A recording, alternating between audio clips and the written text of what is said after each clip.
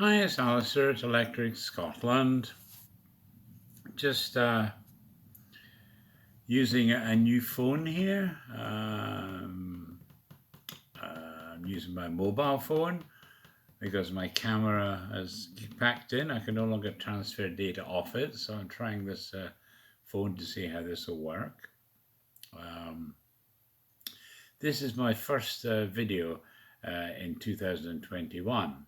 And it's just a wee catch up, just to say Happy New Year to you all. And I hope this new year will be a much better one than last year. And hopefully we'll all survive this pandemic and everything.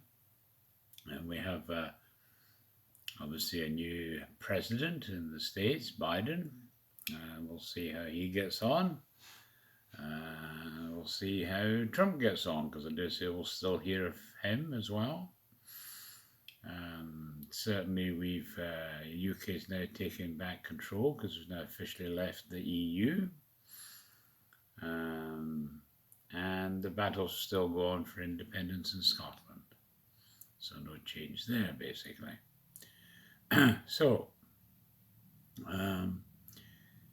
Canada and the US, they'll have horrendous pandemic problems. I think China seems to be getting hit more now with the new variants coming out. They're doing major lockdowns all over China. So the world's certainly in a state of flux right now, although there is hope the vaccine might help. We don't know to what level yet because we'll still have to get figures out. But from what I can understand, the UK seems to be a world leader in getting people vaccinated, which is great. But as I say, in the US and Canada and the EU in particular, the rollout has not been good. A lot of the vaccines have been lost due to transport issues because the vaccines have been approved so far require very heavy cold storage, 80 degrees storage or something like that, or minus 80, I think. But certainly because of mishandling, mistransportation, and so forth, apparently thousands of vaccines have been destroyed because of it. And that's that seems to be a worldwide problem. Although I haven't heard of that happening in the UK. And of course, the UK has just recently approved the Oxford AstraZeneca vaccine, which doesn't require this very cold storage. So GPs should be able to handle that no problem at all. We don't need the heavy storage of temperature to get that one out. So I think the UK is particularly well placed at the moment, but it has to be well placed because I think once we get all our people vaccinated, we can spread it around the world, especially the Oxford virus, because that's by far the cheapest of the lot, and it's by far the easiest to distribute because it doesn't only requires ordinary refrigeration. That's all it requires. So that should be easy to transport around the world. So some good things about that one. And apparently, the current vaccines will handle the new virulent strain that's going around the world now, first discovered apparently in England.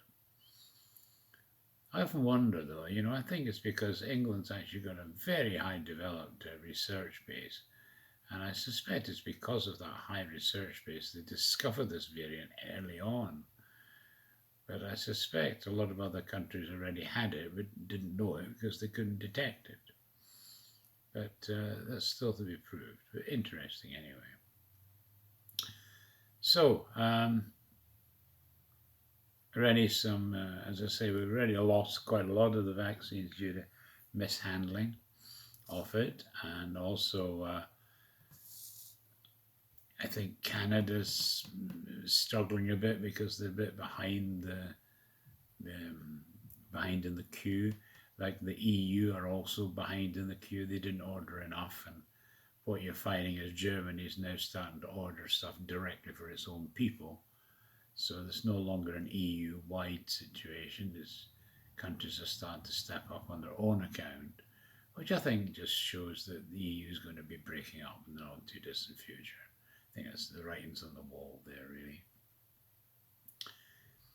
And if you look at the UK, we've still got the Scottish independence stuff rattling on.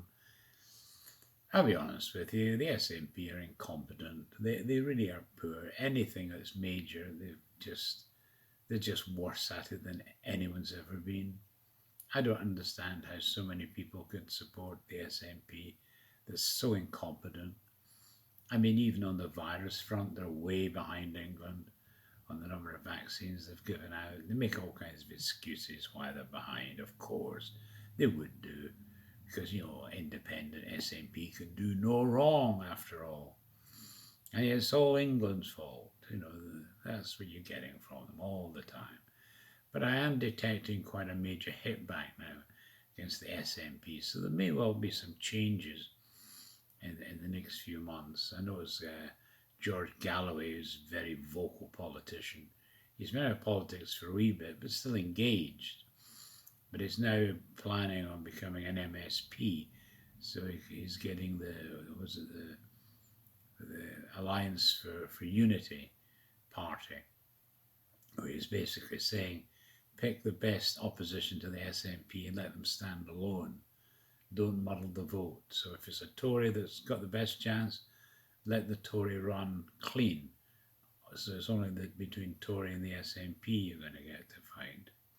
Equal if it's a Labour person, or if it's a Liberal person, or if it's someone else other than the SNP, let them have a free run. And let's all support them. So that's his policy, basically, which is interesting. I mean, I'd love to get the SNP out for a while, because there's a lot of talk around the place of them filtering, taking all that money from England, but filtering it away and not giving it out. I mean, there's a lot of stories coming out on all kinds of funds where the SNP have promised 350 million for this or 700 million for that. But in actual fact, when you look at what they spent of the 350, they've only actually put 61 million out the door. So what's happened to the rest of the money? It's being squirreled away by the SNP. So I think we need an open, because they're not transparent. The SNP, we know, are hiding lots of stuff. And I think it's absolutely important that we get someone to dig into the actual figures of the SNP, because I'm sure there's a lot going on there that we would not be happy about. But anyway, we'll just see. And I would remind everyone that Nicola Sturgeon will bend the truth all kinds of ways. She's never wrong. It's always someone else's fault. I'm going to be honest. I kind of would like Scotland to be an independent country under the SNP and in the EU. I think we could all sit back and then laugh at them, because I think it would be a total and utter disaster. The most incompetent group of politicians you've ever met in your life will be running a country that has no idea what independence is all about. Independent in the EU, no chance, son. No chance. You wish you were back in Westminster. By God you will. And I'm going to laugh like anything when I see you suffering. That's maybe not nice of Scott to say that, but I'm just so sick fed up with the disingenuous SNP. I just want to see them take over, and I want all these people that voted for them to suffer. I think it's right they should suffer, and I think they should be made to explain to their children why they voted to make them suffer, because their education is going to the dogs. It used to be the best education by far in the world, Scotland. Now it's just an also-ran. Terrible. Everything the SNP touches goes downhill rapidly. Haven't a clue. They haven't a clue. So, this is what we're going to get in 2021. More of the SNP rubbish coming out, and maybe we'll get we certainly have elections, local elections, in May it is. So we'll see how they do.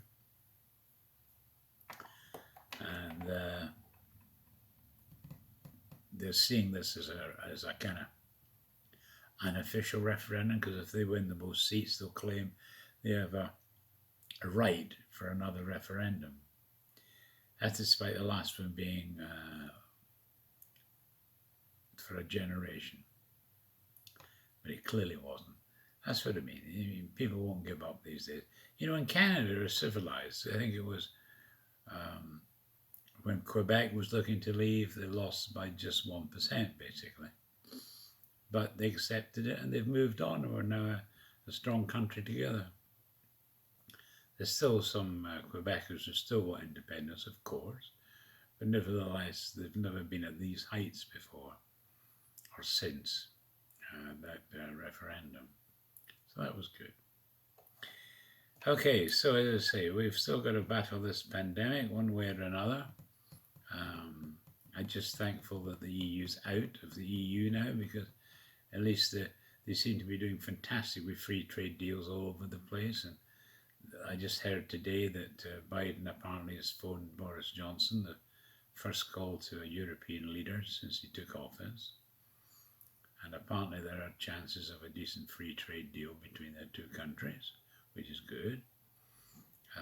Certainly Qatar in the Middle East, we've just done a free trade deal with them, and it could be even bigger because Qatar is apparently very pro-British in their outlook, so that's promising. We've done good deals with African countries, and the Trans-Pacific Partnership, I think, is a good bet that we'll be able to join that. So frankly, I think Brexit is looking great for Britain right now. There'll still be problems and issues, of course, but I think it's looking good there. As I say, in the States, we'll just see how Biden gets on. I think they haven't helped the relations with Canada by cancelling the XL pipeline, because I think billions have already been put into it, and to just cancel like that with no reference to Canada whatsoever, I don't think that's too clever, but then again, we'll just have to see how that goes. Okay, so anyway, I really just wanted to say Happy New Year to you all, and let's hope it's a good new year, that we somehow get over this virus and start to open up our countries again. But wishing you all the best, and great talking to you all. I'll try this new phone and camera and see if I can get up on YouTube. Okay, nice talking to you. Bye.